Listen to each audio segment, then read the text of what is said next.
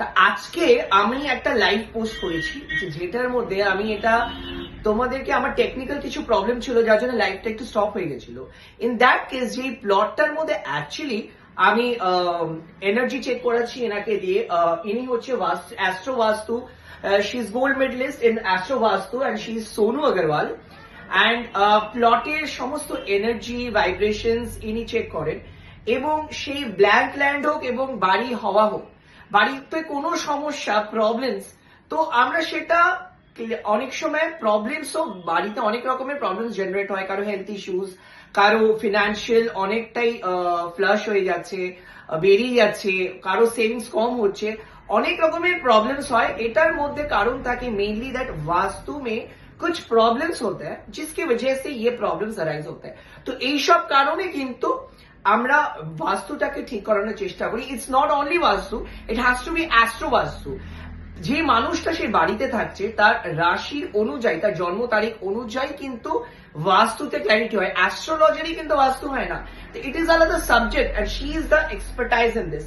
आप ये बताइए मुझे कि ये जो प्लॉट में आज की जो प्लॉट था, वो प्लॉट में उस प्लॉट को आपने दो हिस्सों में क्यों बांटा, दो हिस्सों में उसे डिवाइड करने का, स्प्लिट करने का मेन रीजन क्या है? आप प्लीज बताइए पीपल को, ताकि इनको भी नॉलेज आए। मैंने आज उस प्लॉट पे मैं जब गई, जब मैं एनर्जी चेक कर रही थी, तब मुझे पता चला कि उनका ब्रह्मस्थान जो एरिया है उसकी एनर्जी थोड़ी डाउन थी। फिर मैंने देखा कि उस जो प्लॉट है उसका जो रेशियो है वो मोर देन 1:2 का रेशियो था। तो जब ऐसा होता है तब हम क्या करते हैं, हम प्लॉट को 2/2 में स्प्लिट करके उसके 2 ब्रह्मस्थान निकाल के उस हिसाब से उसको काम करते हैं। और जब मैंने ये चीज सोचा कि मेरे को ऐसे करना चाहिए, दैट उस टाइम पर भी मैंने उस क्लाइंट की एनर्जी लेके उसके बाद फिर से पूछा मैंने अपने डाउजिंग रॉड्स को कि whether if I do this तो इनके लिए सही रहेगा कि नहीं रहेगा। तो जब हमारा प्रॉपर्टी इतना एक साइड लंबा ही होता है तो तब हम ये वाली चीज यूज करते हैं कि प्रॉपर्टी को 2 में डिवाइड करके उसका ग्रिड करते हैं। তো মেইন এনার্জি বলার কারণটা যে আমরা ওখানে যখন এনার্জি চেক করছিলাম তো মিডিলে গিয়ে ব্রহ্মস্থলে কিন্তু এনার্জিটা ডাউন দেখাচ্ছিল। তো that is not good for a proper বাস্তু। তো ওটাকে কি করতে হলো আমাদেরকে, ওই ব্রহ্মস্থলের যাতে এনার্জি কম না থাকে তাই ওটাকে স্প্লিট করা হলো।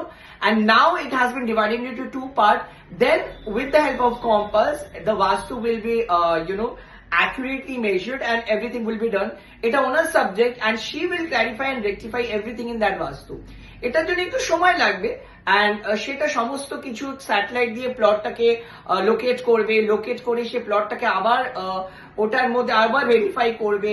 তো it has a time, it will take time. আর সেটা সব টাইম নিয়ে এটাকে রেকটিফাই করে তারপরে প্লটের সমস্ত ডিটেলস দেবে, exactly which position should be the boring, which position should be the safety tank, entrance, the overhead tank.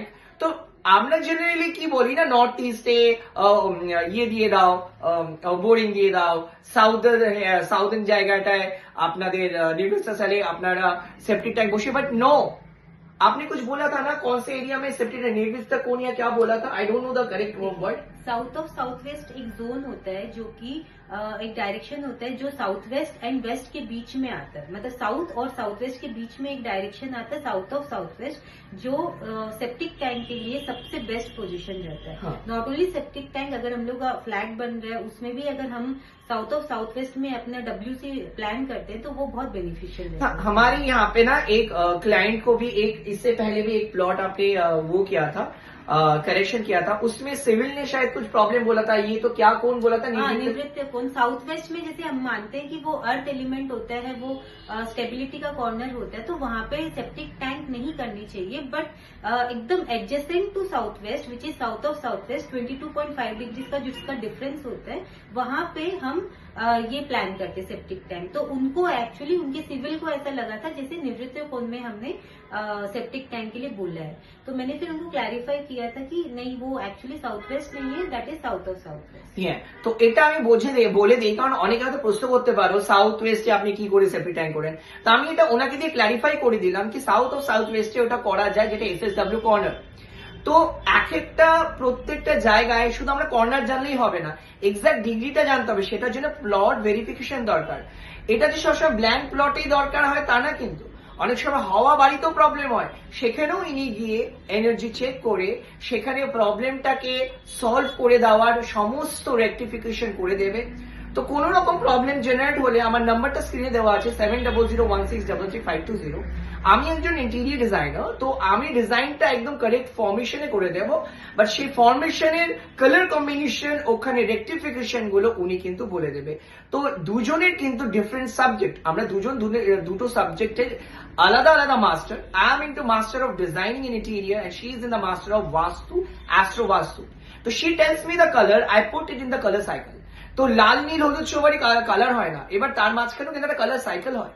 তো বাস্তু অনুযায়ী কিন্তু সেই কালার সাইকেলের মধ্যে আমাকে সেটা ফেলাতে হয় যে উনি যে কালারটা বলবে ওনার টার্মসে সেটা কালার সাইকেলে কি কালার আসবে সেই অনুযায়ী কিন্তু আমরা সেটা করি। So mind it, everything will be done, only it is possible যখন আপনি সেটার উপরে বিশ্বাস রাখবেন। So trust is the main thing, believe is the main thing. আর যদি বিলিভ না করো, অনেক সময় তোমার সঙ্গে প্রবলেম হতেই থাকবে, তুমি সেটাকে যদি বিলিভ নাও করো তো প্রবলেম বাড়তে থাকবে, সেটা স্টপ হবে না। তো you have to trust on the person who wants a betterment for you, that's it. আমি আবার কোন রকম আমার নলেজেবল ভিডিও আপনাদের সঙ্গে শেয়ার করবো, ইট উইল টেক টাইম। আমি প্রত্যেকটা দিনই প্রায় আমার ভিডিওগুলো শেয়ার করি। So for the time being, নমস্কার।